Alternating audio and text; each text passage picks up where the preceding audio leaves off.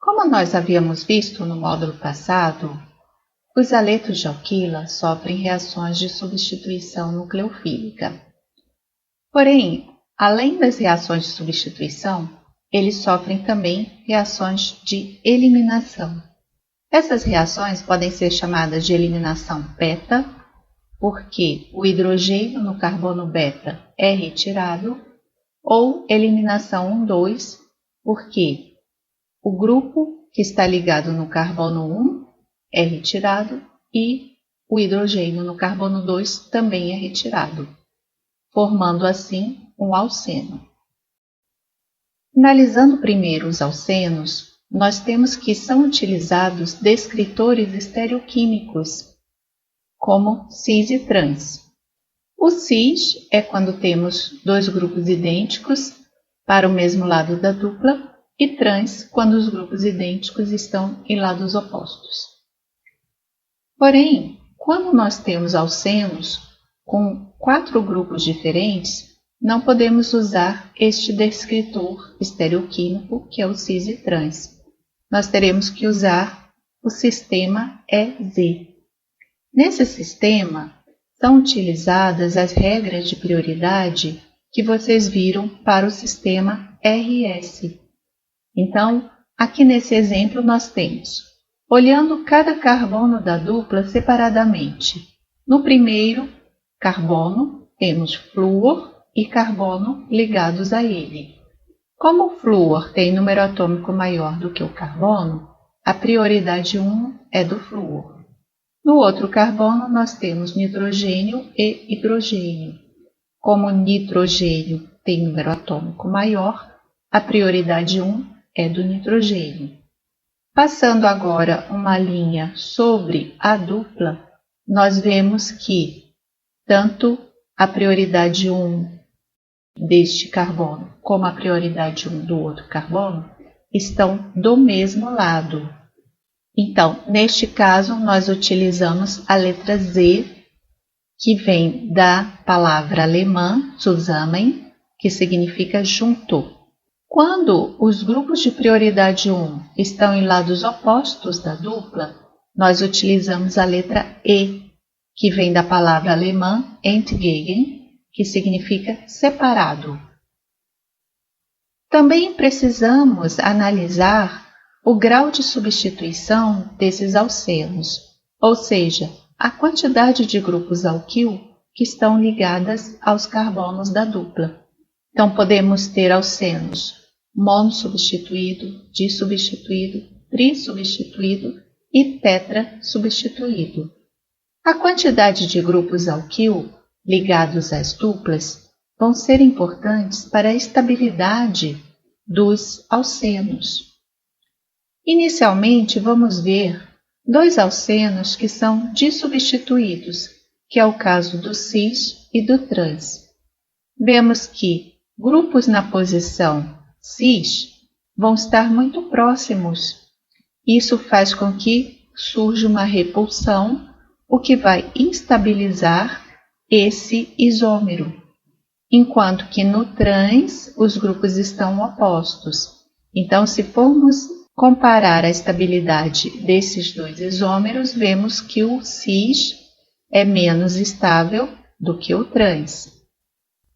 E quando nós comparamos um mono substituído com disubstituídos?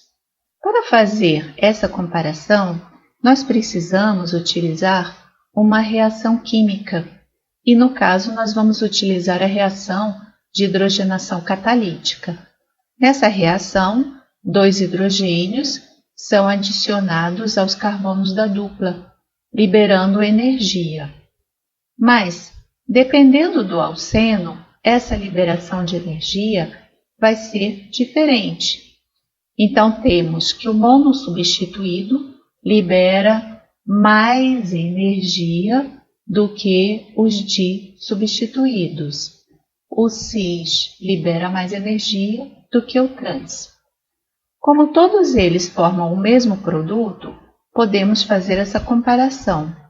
E vemos aqui que o mono substituído está num nível mais alto de energia, o que significa que ele é menos estável do que os di substituídos. Vemos também que o cis está no nível mais alto do que o trans. Como nós havíamos visto antes, o cis é menos estável do que o trans. O que dá para concluir é que quanto mais grupos alquil estiverem ligados aos carbonos da dupla, nós teremos um aumento de estabilidade. Então, nessa sequência, o mono é menos estável do que o di menos estável do que o tri, e o tetra substituído vai ser o alceno mais estável de todos. Bom, mas por que isso?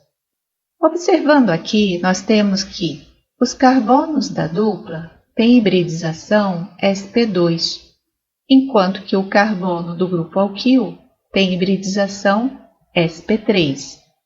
Quando nós olhamos os dois orbitais, sp3 e sp2, nós vemos que o sp2 ele é mais curto, o que significa que os elétrons vão estar mais próximos do núcleo, o que faz com que o carbono sp2 seja mais eletronegativo do que o carbono sp3.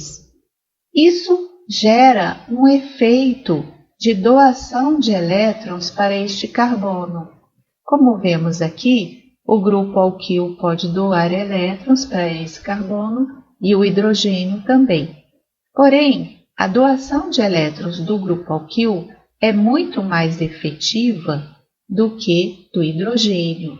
E isso faz com que, na situação de um alceno com mais grupos alquil, ele vai receber esses elétrons e vai ficar mais estabilizado do que no caso de um alceno que tem poucos grupos alquil e mais hidrogênios. Agora, observando a reação de eliminação. Nós vemos aqui que um hidrogênio e um grupo de saída estão eliminados, formando um alceno. Porém, como que essa reação ocorre? Será que a base retira o hidrogênio, ao mesmo tempo a ligação hidrogênio-carbono se rompe e forma a ligação dupla, e ao mesmo tempo um grupo de saída retira-se e forma o alceno, ou seja, tudo em uma etapa só, um mecanismo concertado. Ou será que vai ser em múltiplas etapas? Primeiro sai o grupo de saída, formando um carbocátion, depois a base retira o hidrogênio e forma o alceno. Como vocês viram no módulo anterior, as reações de substituição nucleofílica também podem ocorrer com dois mecanismos diferentes. Lembrem-se que existia a SN1 e a SN2. Aqui também nós temos a possibilidade de dois mecanismos, um mecanismo concertado e um mecanismo em múltiplas etapas. E vocês também vão ver que, como lá na substituição nucleofílica, aqui também essas reações ocorrem em situações diferentes. Na sequência desse módulo, nós vamos ver em que situações vai ocorrer o mecanismo concertado e em que situações ocorre o mecanismo em múltiplas etapas. Foi observado que em muitas reações a velocidade depende tanto do substrato quanto da base, fazendo com que a equação de velocidade seja uma equação de segunda ordem. Isso significa que nós vamos ter uma eliminação bimolecular. O mecanismo concertado é o que vai se adequar a essa equação de velocidade, porque nós vemos que, no estado de transição, tanto a base quanto o substrato participam. Isso faz com que a velocidade, então, dependa dos dois, do substrato e da base. Observando agora o diagrama de energia, nós vemos que é uma reação em uma etapa apenas. Ela é uma reação exotérmica.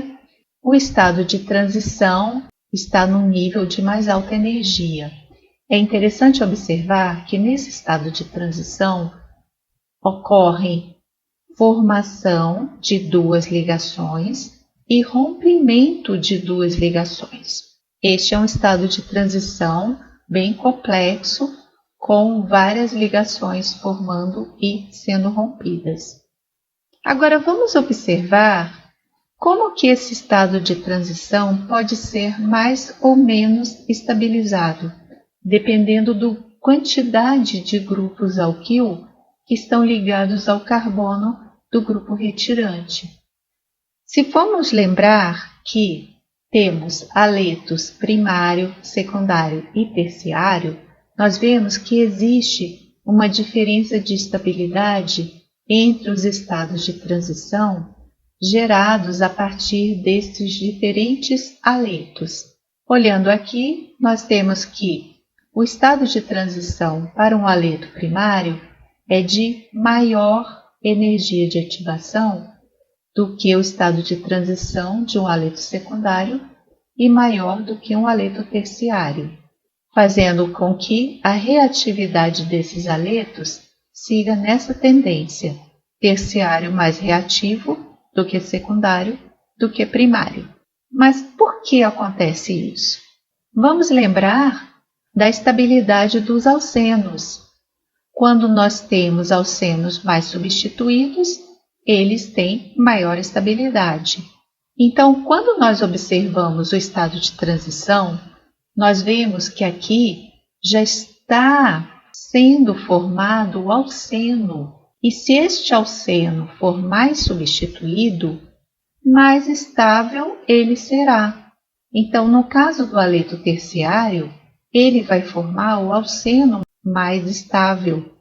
Então, no estado de transição, isso já aparece. Por isso que o estado de transição para um aleto terciário que forma um alceno mais estável vai ser menor do que o estado de transição de um aleto primário que forma um alceno menos substituído, ou seja, menos estável.